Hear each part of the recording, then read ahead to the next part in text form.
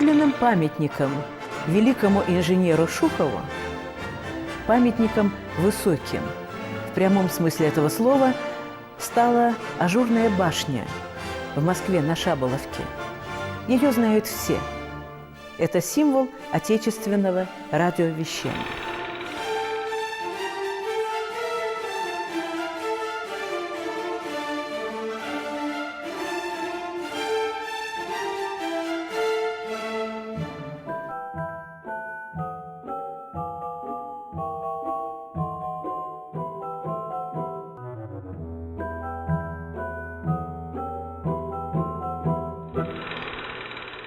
Создал эту башню Владимир Григорьевич Шухов. Он автор проекта, и он руководил ее возведением. В марте 1922 года поднялась она над Москвой во весь свой 150-метровый рост. Башня высотой 150 метров. Такого в России еще не было. В то время самым высоким был Исаакиевский собор в Петербурге. Это 120 метров. Иван Великий в Москве – 81 метр. Современники поэта славили это творение инженера. В синеву на 150 метров, откуда видны далекие пашни, до туч, гоняемых ветром, выросла радиобашня. Или еще. Наше гордое творение выше хмурых облаков, знак свободы, единения, башня радостных веков. Башня радостных веков. Были ли те времена радостными? Сомневаюсь. 1919 год. Идет гражданская война, разруха, страна на краю гибели. Провозглашен лозунг «Отечество в опасности».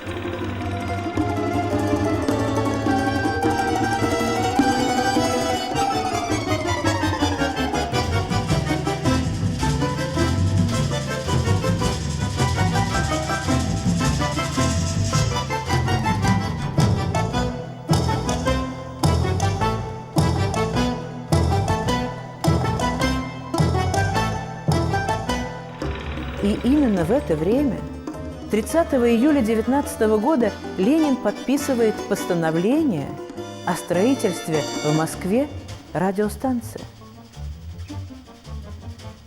Не кажется ли это странным? На фоне разрухи затевается грандиозное строительство. Все логично. Ситуация в стране действительно экстремальна. И в этих условиях средства связи жизненно необходимы. Ленин понимал это, как никто другой. Вспомним, что еще в 1917 году, накануне октябрьских событий, он пишет: «Комбинировать наши три главные силы – флот, рабочих и войсковые части – так, чтобы были заняты и ценой каких угодно потерь были удержаны телефон, телеграф». И добавил со свойственной ему беспощадностью: «Для этого, если надо, погибнуть всем». Особую роль Ленин отводит радио. По его словам, это газета без бумаги и без расстояния. И в 1818 году по его инициативе и при его личной поддержке у нас в Нижнем Новгороде создается радиолаборатория, которая стала центром российской радиотехнической науки и промышленности. А в 1919 году появляется упомянутое нами постановление о строительстве в Москве радиостанции. Для обеспечения надежной и постоянной связи центра республики с западными государствами и окраинами республики поручается Народному комиссариату почт и телеграфов установить в чрезвычайно срочном порядке в городе Москве радиостанцию, оборудованную приборами и машинами наиболее совершенными и обладающими мощностью, достаточной для выполнения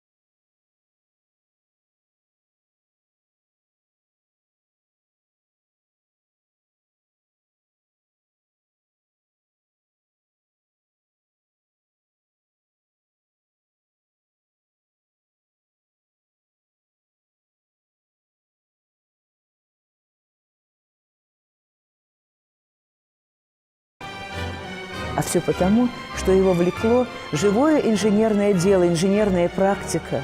Это его, и это на всю жизнь.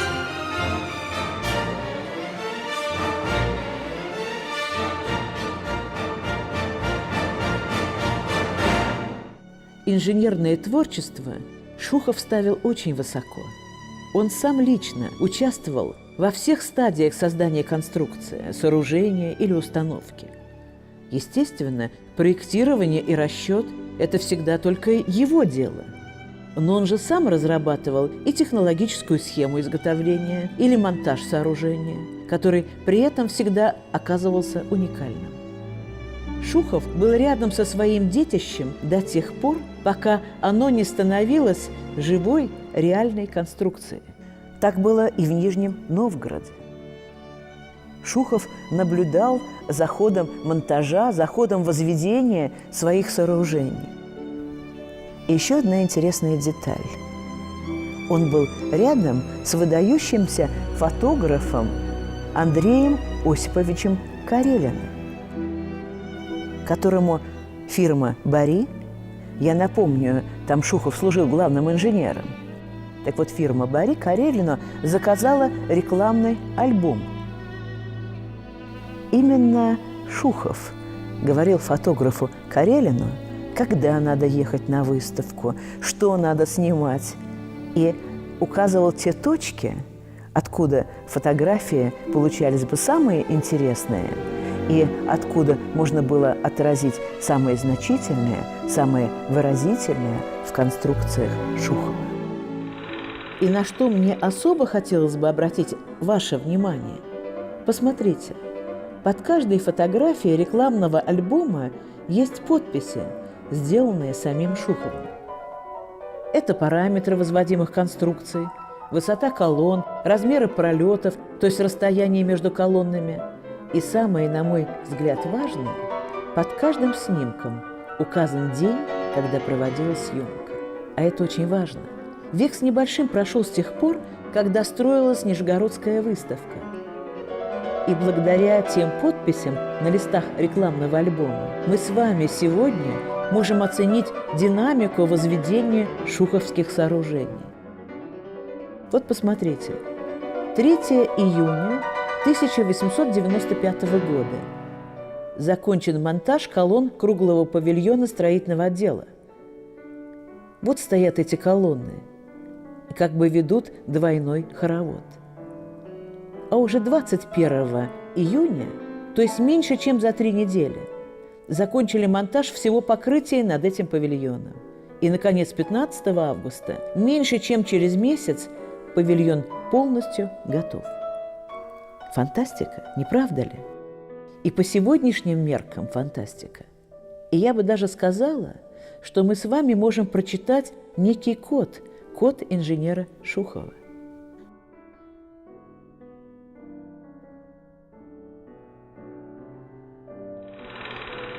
В своей водонапорной башне в Нижнем Новгороде Шухов был уверен. Он уже попробовал эту конструкцию. За 2 года до выставки он построил небольших размеров водонапорную башню в Москве на территории котельного завода «Бари». В январе 1896 года Шухов закончил расчет Нижегородской башни и разработал ее монтаж. Он был столь совершенным, что уже в мае того же 1996 года башня была построена и возвышалась над выставочным городком, свежевыкрашенная, став главным магнитом выставки. Вот он, первый шуховский гиперболоид, который был выставлен на всеобщее обозрение. Инженерный мир сразу оценил преимущества этой башни и, оценив, начал тиражировать. Башня получилась прочной и устойчивой, и это чувствовали не только профессионалы. Так молодой Максим Горький в одной из своих корреспонденций с Нижегородской выставки писал: Криволинейная форма поверхности башни дает ей хорошую устойчивость, которая чувствуется глазом смотрящего. Заметим, что устойчивость – это непременное свойство всех шуховских гиперболоидов. Знаменитая радиобашня на Шаболовке, с которой мы начали наш рассказ. Так вот, в конце 30-х годов ушедшего века она выдержала неожиданное испытание. За трос, который соединял башню со стоявшей рядом мачтой, зацепился почтовый самолет. Так вот, самолет рухнул на землю, а башня продолжала стоять, как ни в чем не бывало. А каков запас устойчивости заложил Шухов в башне на берегу Оки? Я думала об этом, когда пересчитывала сохранившиеся опорные стержни. Я хочу, чтобы вы поняли, о чем идет речь. Ажурная башня высотой 128 метров. Она многоярусная, состоит из 5 секций, 5 самостоятельных гиперболоидов. Опорный гиперболоид собран из 40 прямых стержней. Все эти 40 стержней – это опорные ноги башни. Сам Шухов их называл так. Так вот, от 40 опорных стержней осталось лишь 24, а 16 полностью на всю высоту срезано. Срезано варварски. Нет 16 ног опор, а башня-то стоит. Ей трудно. Говоря профессионально, произошло перераспределение усилий, но она стоит. Невероятно. Только радоваться нам с вами не приходится. Нет предела человеческой алчности. Весной 2005 года такую же башню-красавицу, которая стояла в паре с сохранившейся, варварски разрушили. Могу себе предположить, что кто-то довольно пересчитал деньги, полученные за металлолом, а мы с вами все потеряли. Потеряли то, что официально называется объект культурного наследия, бесценный, который никто уже не сможет восполнить.